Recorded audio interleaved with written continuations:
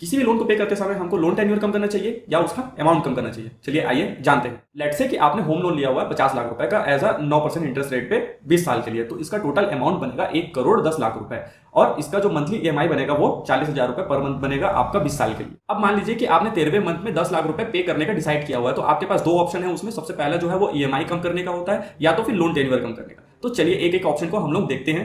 तो अगर हम पहले ऑप्शन की बात करवाते हैं कि अगर आप ईएमआई कम करवाना चाहते हैं तो कैसे होगा। तो अगर मान लीजिए हर महीने आप 40,000 रुपए ईएमआई पे करते हैं और 13वें मंथ में आप 10 लाख रुपए पे कर देते हैं, तो आपका ईएमआई जो है वो कम हो जाएगा 40,000 से लेके वो 37,500 रुपए आसपास हो जाएगा। तो 2100 रुपए आपका आसपास जो है वो शॉर्ट टर्म में बचत हो रहा है और 18,25,000 रुपए आपका लॉन्ग टर्म में सेव हो रहा है। अब सेकंड ऑप्शन क्या है कि आप अपना लोन टेन्योर कम करवाना चाहते हैं, तो उस केस में क्या होगा कि जो आपका ईएमआई रहेगा वो तो सेम रहेगा 40,000 के आसपास में। अब 13वें मंथ में आप 10 लाख रुपए जो है वो पे कर देंगे, तो आपका ईएमआई अगर कम नहीं करवाएंगे तो शॉर्ट टर्म में आपको क्या कोई बेनिफिट्स वगैरह तो होंगे नहीं, पर अगर लॉन्ग टर्म में देखेंगे तो जो 20 साल का